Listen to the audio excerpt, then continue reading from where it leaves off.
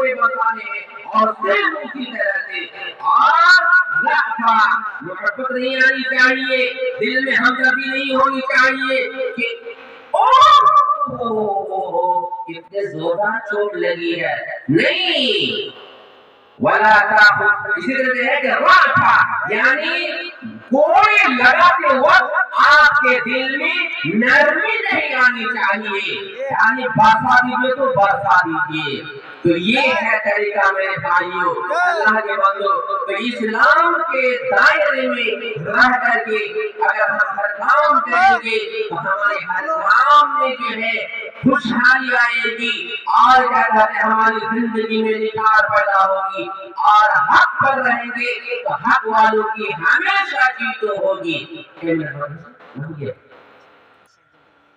اچھا جی، ایک تیسری بات یہ ہے کہ حق والوں کی ہمیشہ جیت ہوتی ہے، چاہے وہ کتنا کمزور ہو، کتنا غریب ہو، کتنا بھی بھکاری ہو، اس سے کچھ نہیں ہوتا.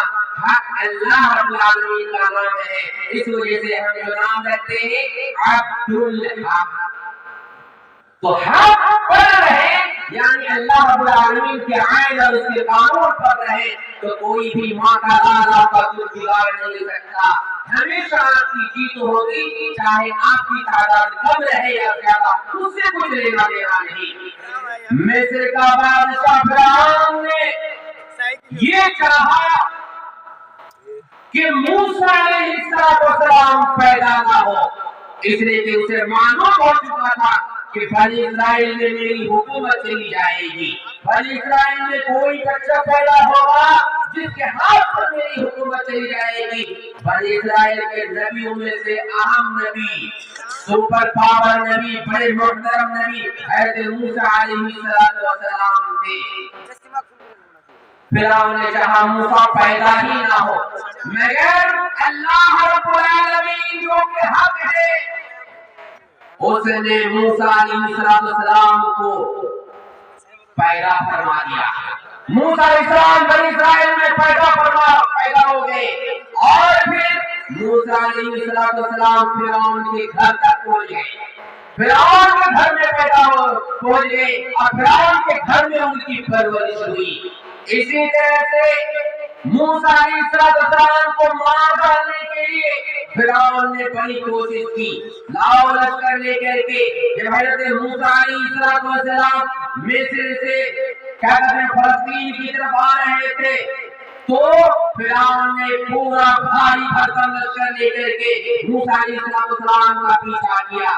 اس طرح سے پیچھا کیا کہ سمندر کے کنارے پہنچنے کے بعد کیا کہتے ہیں جیسے پہنچے پیچھا کرتے ہوئے فرعون اپنا لشکر لے کر کے وہاں تک پہنچ گئے. موسیٰ علیہ السلام کے ساتھ جو بنی اسرائیل تھے انہوں نے بھی دیکھ لیا کہ فرعون پہنچ چکا ہے، فرعون کے لشکر نے بھی دیکھ لیا کہ ہم موسیٰ کو پالیں گے، مگر اللہ جو چاہے وہ ہوتا ہے، کسی کے چاہنے سے کچھ نہیں ہوتا. حضرت موسیٰ علیہ السلام کے ساتھ جو لوگ تھے انہوں نے کہا موسیٰ اِنَّا لَمُدْرَكُونَ، اب تو ہم پکڑ لیے ہیں. حضرت موسیٰ علیہ السلام نے فرمایا کَلَّا، ہرگز نہیں، اِنَّ مَعِیَ رَبِّی، میرے ساتھ میرا پروردگار ہے، میرے ساتھ میرا پروردگار ہے، وہ کوئی راستہ ضرور نکالے گا. اس کے بعد اللہ رب العالمین کی طرف سے آواز آئی موسیٰ تیرے ہاتھ میں کیا ہے؟ لاٹھی مار، سمندر میں راستہ بن جائے گا. جیسے مارا حضرت موسیٰ علیہ السلام نے 12 راستے بنے اور موسیٰ علیہ السلام نکل گئے. فرعون پہنچا، اب دیکھا کہ راستہ بنا ہوا ہے، راستہ بنا ہوا ہے، چلو چلتے ہیں. جیسے گئے اللہ کی طرف سے راستہ مل گیا. ثم اغرقنا الآخرین، پھر ہم نے دوسروں کو ڈبا دیا. وَأَنْجَيْنَا مُوسَىٰ وَمَن مَّعَهُ أَجْمَعِينَ ثُمَّ أَغْرَقْنَا الْآخَرِينَ، ہم نے موسیٰ کو اور موسیٰ کے ساتھ جو لوگ تھے ان کو بچا لیا اور دوسروں کو یعنی فرعون کو ڈبا دیا، فرعون کے لوگوں کو. کہنے کا مطلب یہ ہے کہ حق پر رہے، حرام خوری کی طرف نہ جائے، انشاءاللہ ہماری زندگی چمکتی رہے گی، اس لیے کہ آپ حق پر رہیں گے، سچائی پر رہیں گے، اللہ رب العالمین سچوں کے ساتھ ہوتا ہے، اور جس کے ساتھ اللہ تعالیٰ ہو جاتا ہے ان کی کوئی پریشانی نہیں ہوتی۔ کسی ایک بچہ نے 100 روپے دیے، اللہ رب العالمین میں نہیں جانتا اس بچے نے کس نیت سے روپے دیے ہیں، جس نیت سے اس نے روپے دیے ہیں وہ قبول فرما، اور اس کے بدلے میں انہیں خوب دے کے عطا فرما۔ اگر کوئی پریشانی ہے تو ان کی پریشانی کو دور فرما۔ ربنا تقبل منا انك انت السميع العليم وتب علينا انك انت التواب الرحيم۔ سبحان ربك رب العزة عما يصفون وسلام على المرسلين والحمد لله رب العالمين۔ السلام عليكم ورحمة الله وبركاته۔